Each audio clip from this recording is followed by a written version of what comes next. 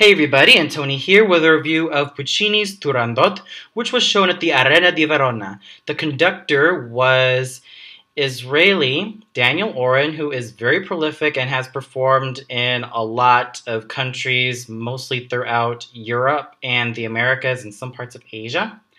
The director was Franco Zeffirelli, who was also responsible for the sets of this opera. The costumes were by Emi Wada. The lighting was done by Paolo Mazzon, and the chorus master was Armando Tasso.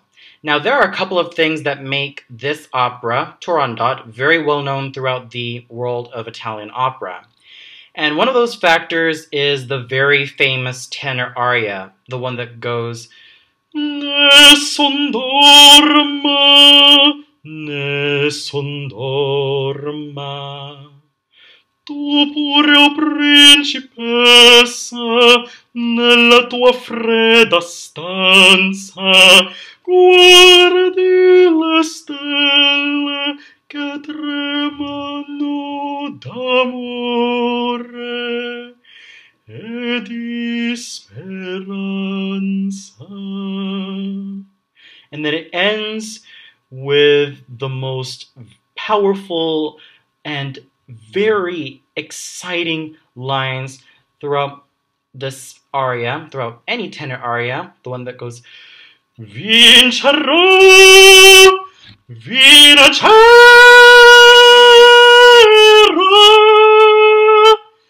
Yep, it's no wonder why Nessun Dorma has been performed by a lot of tenors from the past until now, and there have been many great exponents of the role of Calaf. And my personal favorites are Franco Corelli, Carlo Bergonzi, Jose Carreras, Placido Domingo, and many others who have very great high notes.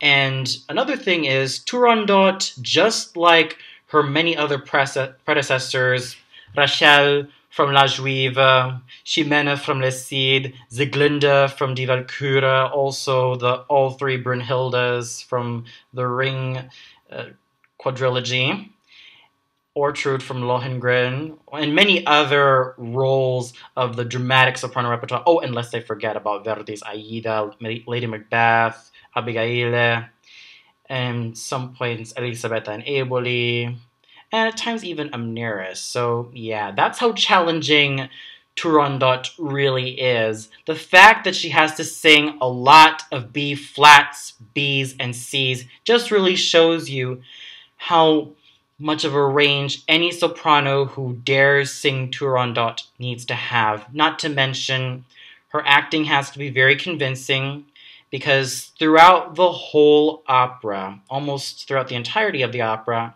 she appears cold and very menacing to certain people.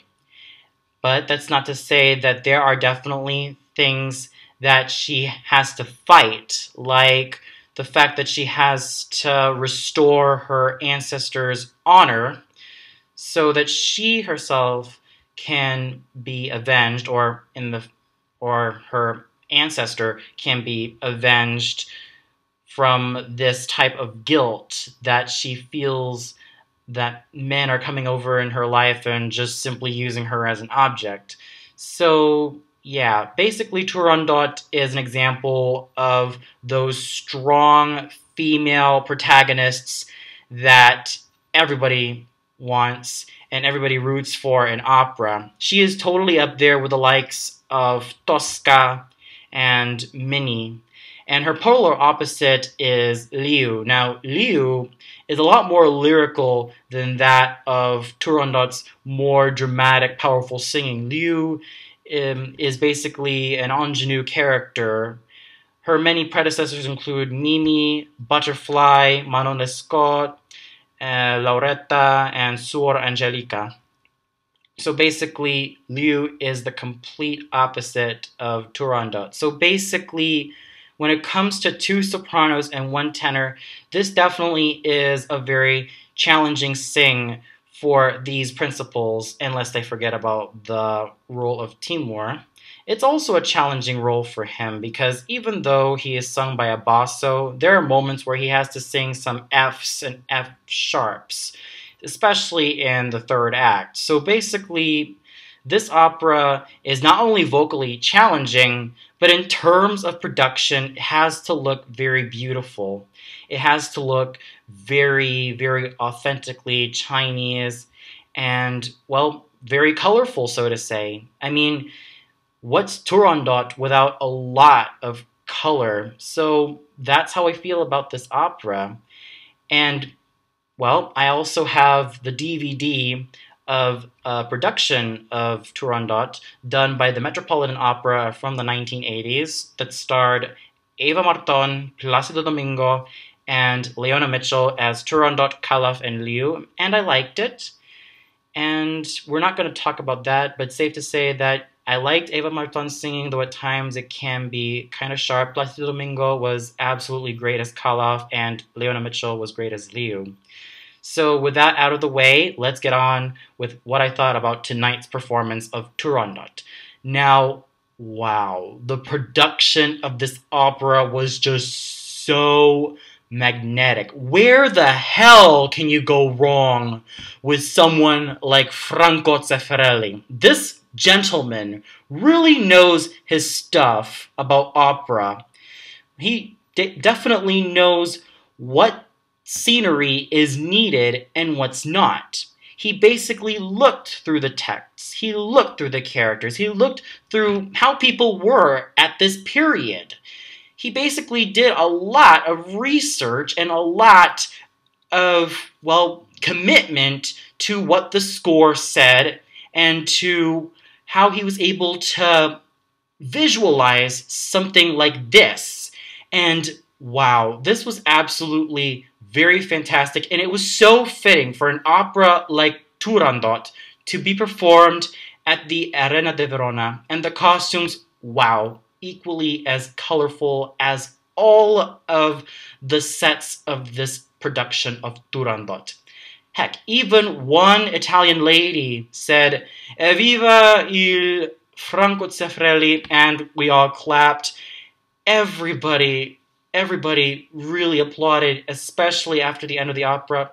And guess who also appeared during the final applause?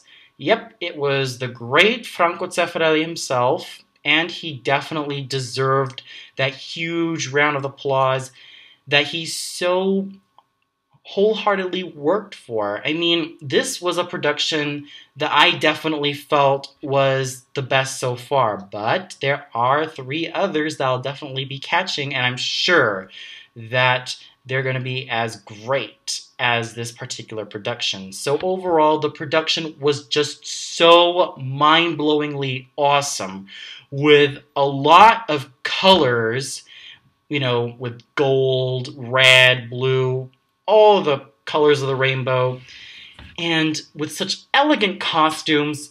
This was such a huge treat for the eyes. Now, the singing was especially solid. Tiziana Caruso, who sang the role of Turandot, was able to give such a decent performance. Of course, she may not have Birgit Nilsson's comet-like high notes or her raw power that's usually associated with any great Turandot. And sure, she may not always have Gena Dimitrova's, well, more powerful build, but she was able to make up for it in terms of musicality and in terms of how she commits to the drama. She didn't really overact or anything. She basically kept to the standard of less is more, and in terms of her voice, it's a very fine-tuned voice.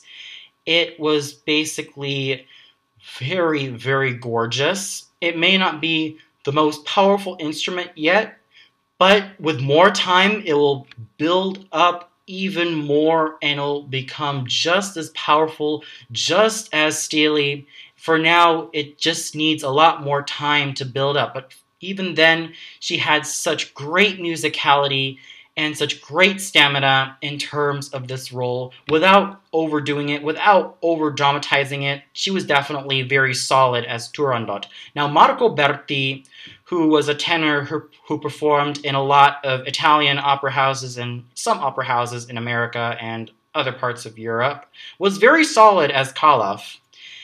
And I thought he had a very fine voice. His Nessun Dorma was absolutely great. There are moments where he could use a little bit more variation in his voice, but overall, I thought he was very good. He was able to maintain his notes very well, and he was able to maintain such a very powerful spinto tenor voice that was just usually associated with Calafs of the past, and he was a very solid Calaf all throughout. And the way he was able to present Calaf as a very headstrong and very passionate person was just, well, pretty good all throughout, especially with the riddle scene. Now, I thought this was him at his best. As much as I loved his performance of Nessun Dorma, this was definitely one of his best.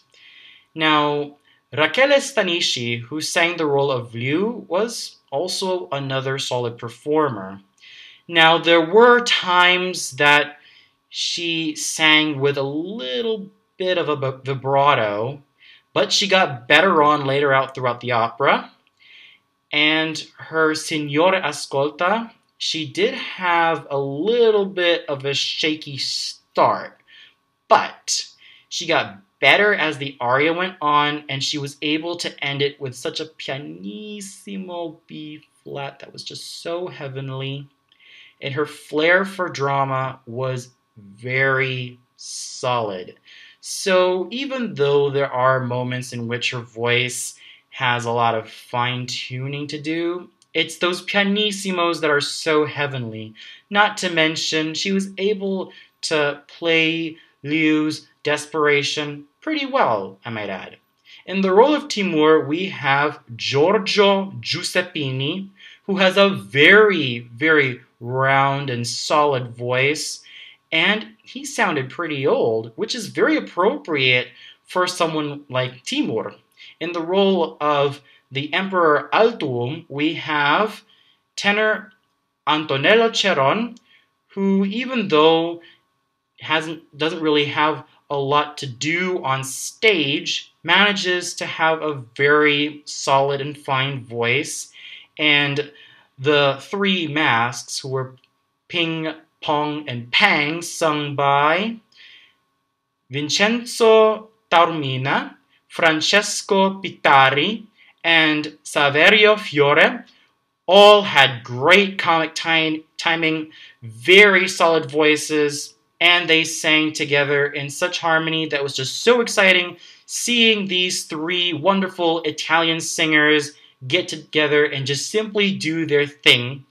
And in the very small role of the Mandarin, we have Gianfranco Montresor, who, even though doesn't really have a lot to do in this opera, has a very solid voice, and I'm sure has a very, very great future ahead of him. Now, the conducting done by Daniel Oren was actually pretty good. Oh, sure, there were moments in which the brass were kind of a little bit off-key, and there were some moments in which Mr. Oren kind of went a little bit over the top in terms of how he was leading the orchestra with his ha and with those sound effects that I heard from the audience. It was just, well, kind of, well, okay, if he wants to work like that, fine. But he was able to pay really close attention to the music, and especially with the entrance of Turandot, which I thought was just very well done. So overall, wow, what a way to start my experience in watching an opera at the Arena di Verona.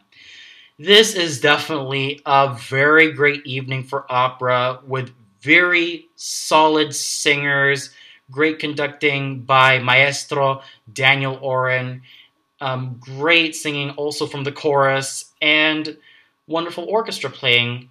So yeah, if you haven't checked out this hall already, I highly recommend that you stop by the Arena di Verona. It is, in my opinion, one of Italy's best places to go for concerts, operas, ballets, what have you. This is definitely one of the best places you should go. So if you haven't seen this production of Turandot yet, I highly recommend that you attend this production. It's still showing, and there are still some available shows going on. We got the 26th of July, the 30th of July, and the 3rd of August. So if you haven't really watched this opera or this particular production of this opera yet, these dates are still available, so go check it out if you haven't. This is all for now. Yeah, it was very exciting to be in this very wonderful place for, well, music, the Arena di Verona, of course. So, like I said, if you haven't been there already, I highly suggest you check it out and you will not be disappointed. Well, that's all for now. Be sure to tune in tomorrow where I'll be reviewing Placido Domingo in concert, and he's going to be singing some Verdi arias, and joining him will be a few other singers like Francesco Melli, Serena Gameroni, and many others. So until then, this is Antoni signing off and wishing you all a good night.